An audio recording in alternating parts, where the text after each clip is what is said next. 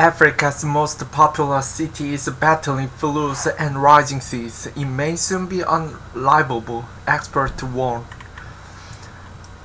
Lagos, Nigeria, CNN, cars and houses submerged in water, commuters wading through buses knee-high in floods, and homeowners counting the cost of destroyed properties. Welcome to Lagos during rainy season.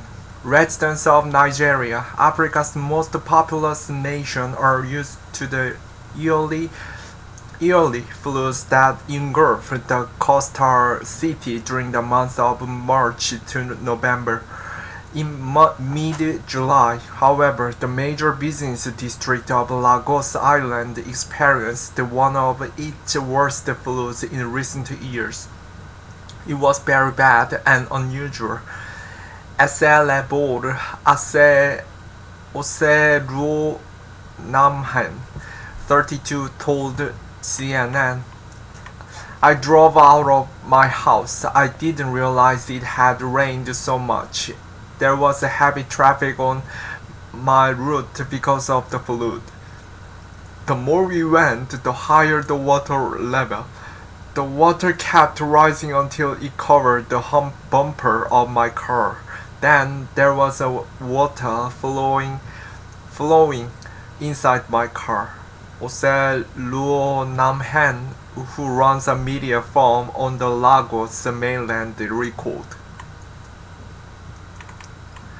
Photos and videos posted to social media showed dozens of vehicles inundated with water after torrential rain. The floods paralyzed economic activity at an estimated cost of around $4 billion per year.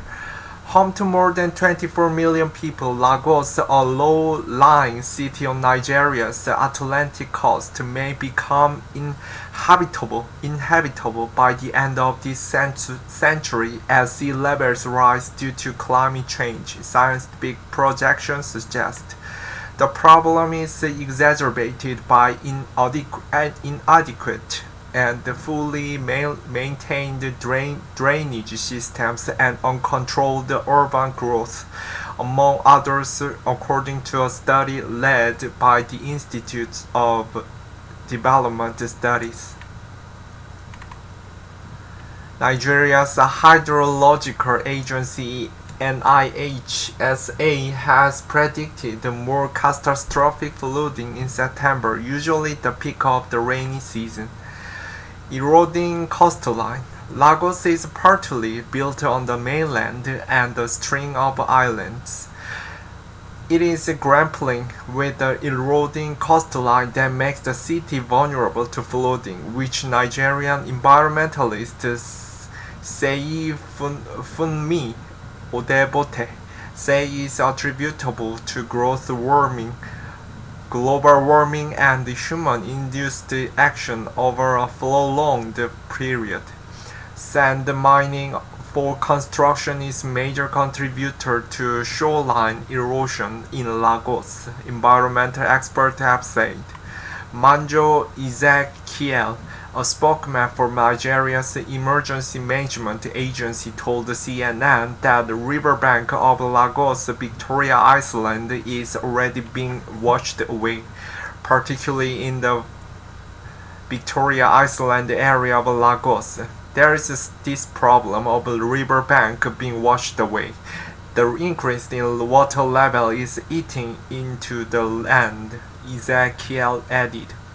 In Victoria Island, an affluent Lagos neighborhood, an entirely new coastal city, christened Echo Atlantic, is being built on land reclaimed from the Atlantic Ocean and will be protected from rising waters by an 8-kilometer-long wall made from concrete blocks, developers say.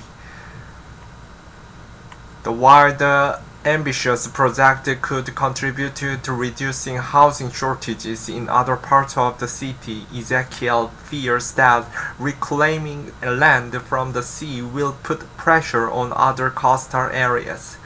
Other critics have urged that adjacent areas not protected by the wall will be left vulnerable to tidal surges. CNN has contacted Echo Atlantic for comment. Coastal cities at risk of being submerged. Low-lying coastal cities in some parts of the world may be permanently submerged by 21st century. One study's findings showed. The study published by research group Climate Central stated that affected areas could sink below the high tide line if sea levels continue to rise. As a result of heat trapping pollution from human activities, rising sea levels could within 3 decades push chronic floods higher than land currently home to 300 million people, the study said. By 21st century, areas now home to 200 million people could fall permanently below the high tide line, it added. Global sea levels have been predicted to rise more than 6 feet, 2 meters by the end of this century. This levels Lagos, which experts say is less than 2 meters below sea, in a precarious state, given that a chunk of Nigeria's coastline is low-lying. In a study from 2012, the UK's University of Plymouth found that the sea level rise of just 3 to 9 feet, about 1 to 3 meters, will have a catastrophic effect on the human activities in Nigerian coastal environment. Adibot told CNN that Lagos' fate would depend on how we prioritize this science prediction and what corresponding actions we take as a response.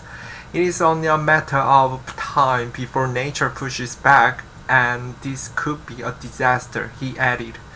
Nigeria deadly floods. Perennial flooding in Nigeria's coastal areas has left many deaths and scores displaced.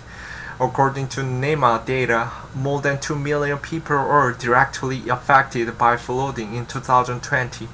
At least 69 people lost their lives in flood disasters last year. In 2019, more than 200,000 people were affected by floods, with 158 fatalities. Every year we witness flooding in Nigeria. It is a problem that climate change has brought, and we are living with it, Ezekiel told CNN. Beyond Lagos' vulnerability to climate change, full drainage systems and clogged street gutters in large swaths of the city are believed to have escalated its flooding challenges. As much as climate change plays a part in rising sea levels, what you can see in this video is predominantly a drainage system issue, a social media user tweeted while reacting to a video of the recent flooding in Lagos.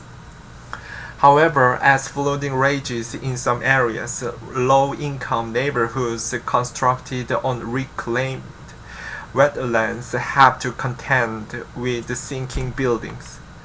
Keeping Lagos afloat.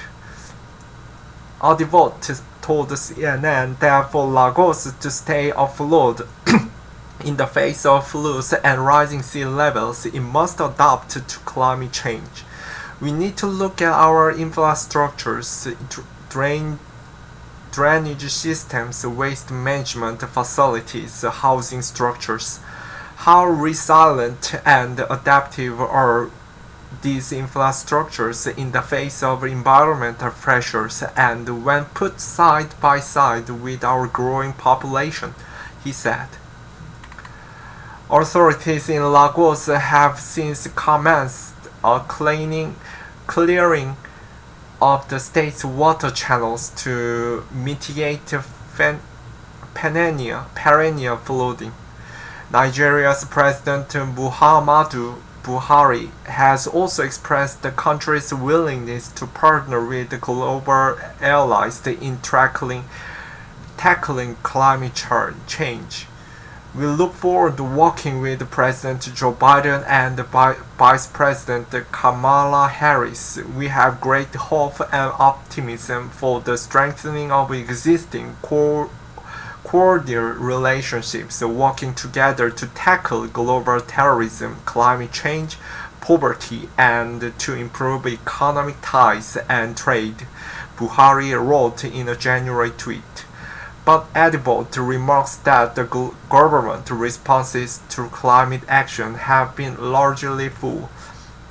There is a lot that must be done and will take consistent and deliberate actions on the parts of various stakeholders for Nigeria to properly to take climate actions, especially in adapting to the impacts that are already threatening our livelihood, he added. An environmental activist, Olumide Adu, argued government authorities to partner with the private sector in order to boost the funds to tackle the issues. Government should look at private sector partnerships in order for them to drive climate finance to solve the flooding issues, Ado told CNN. Nigeria's economy has struggled in recent years, shrinking financing for climate change and other critical sectors. Authorities are nonetheless still pledging to ramp up the country's climate change response. Last month, Nigeria's Ministry of Environment announced a presidential approval for the revamped national policy on climate change aimed at addressing most, if not all, of the challenges posed by climate change and climate vulnerability in the country, a spokesman for the ministry wrote in Twitter post.